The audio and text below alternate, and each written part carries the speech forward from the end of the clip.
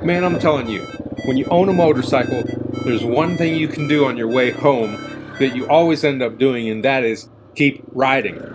Especially when you own a Yamaha XT250. It is unlike any normal motorcycle. I'm on my way home and I say to myself, I'm not ready to go home yet. Let me run this thing through the park. And so I do. You can't do this with a street bike, a sport bike, or any hardly Ableson that's out there. So I do it. I'm not tearing up the park. I'm just riding through because I guess that's the rebel in me. And that's all there is to it. Because I can. And that's it. That's the end of it.